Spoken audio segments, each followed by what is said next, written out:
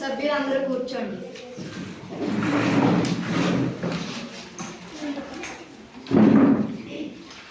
ఈరోజు నవంబర్ 26, 2025 భారత రాజ్యాంగ దినోత్సవం సందర్భంగా సభా సభ్యులందరికీ శుభాకాంక్షలు తెలియజేస్తున్నాను.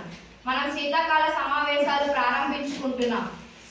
సమావేశం ప్రారంభించే ముందుగా మన జాతీయ గేయం వందే మాతరంతో ప్రారంభిద్దాం.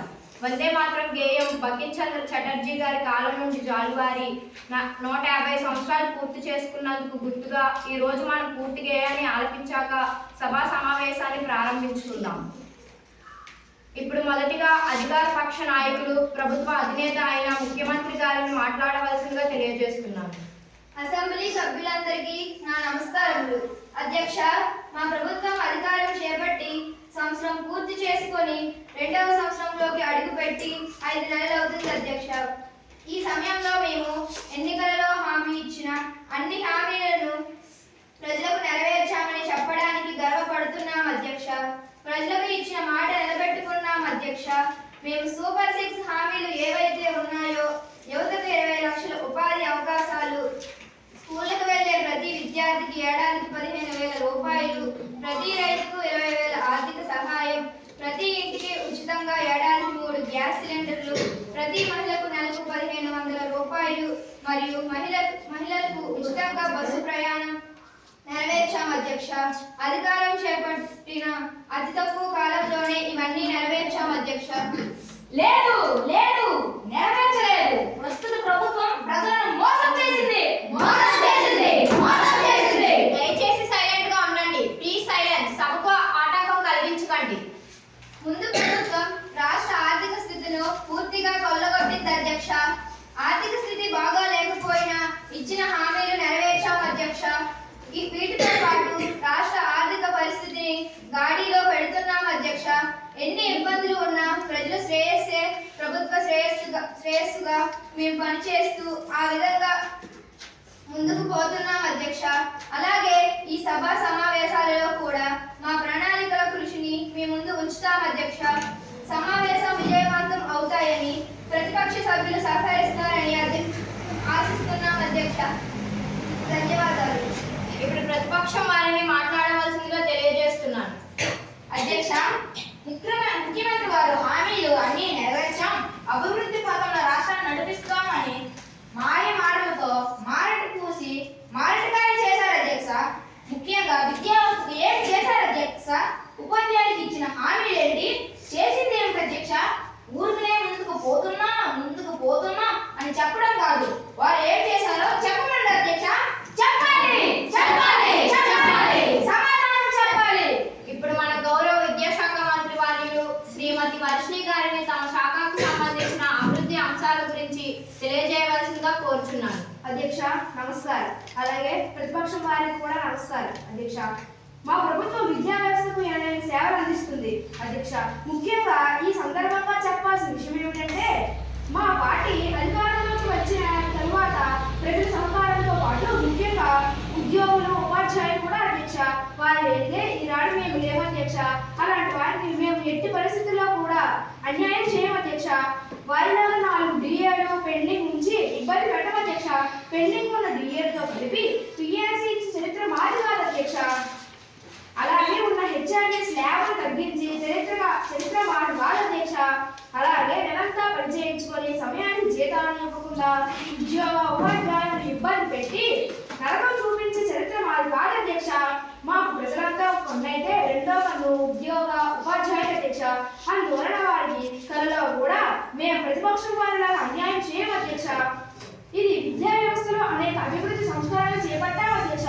డిజిటల్ ట్రాన్సాక్షన్ లో భాగంగా 45 విద్యా యాప్లను ఏకీకృతం చేసి 67 యాక్సెస్ రిలీఫ్ యాప్ను అందించాము. అధ్యక్ష, దీని ద్వారా తల్లిదండ్రులు, ఉపాధ్యాయులు, విద్యార్థుల మార్పులు, హాజరు మరియు పురోగతి నివేదికలు అన్ని దిగులో చూడవచ్చు. అధ్యక్ష, పాఠ్యాంశాల మూలకోణంలో భాగంగా విద్యార్థులు బ్యాగుల బరువును తగ్గించడానికి సెమిస్టర్ వారీగా పాఠ్యపుస్తకాలను ప్రవేశపెట్టాం. అధ్యక్ష, ప్రాథమిక పాఠశాల నుండి ఉన్నత పాఠశాలకు వచ్చే విద్యార్థుల కోసం బిట్స్ కోర్సు ప్రవేశపెట్టాం అధ్యక్ష.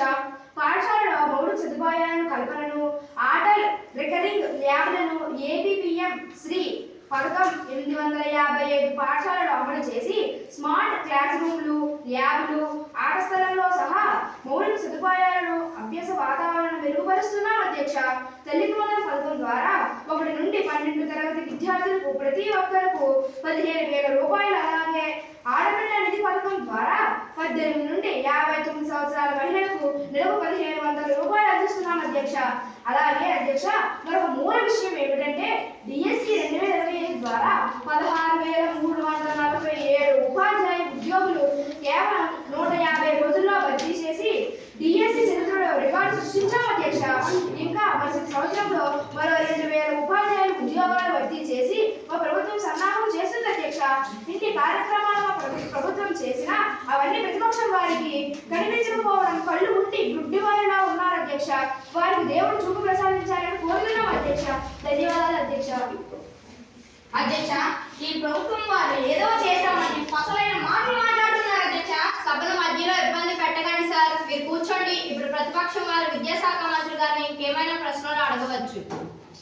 అధ్యక్ష, పాఠశాలలో ఇంకా డ్రాప్ అవుట్స్ ఎక్కువగా ఉంటున్నాయని తగ్గించడానికి ప్రభుత్వం ఏ చర్యలు తీసుకుంటుంది అధ్యక్ష? విద్యాశాఖ మంత్రి గారు దీనికి సమాధానం ఇస్తారు. అధ్యక్ష, ప్రతిపక్షం వారు ఆరోపిస్తున్న పాఠశాలలో డ్రాప్అవుట్స్ ఏం లేవు అధ్యక్ష.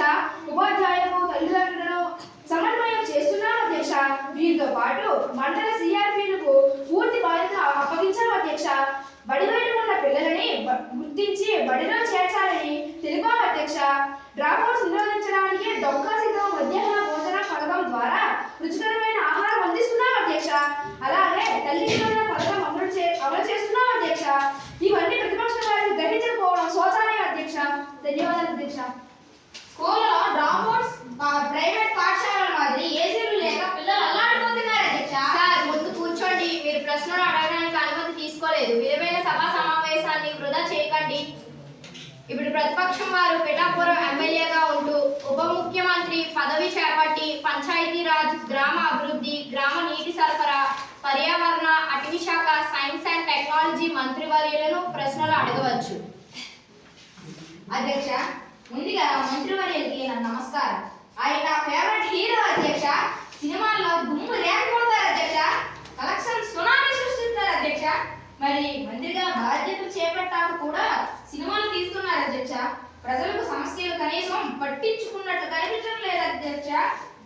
సినిమాల్లో అనేక పాత్రలు చేసినట్లు ఇక్కడ కూడా అనేక శాఖలు నిర్వహిస్తున్నట్లు అధ్యక్ష.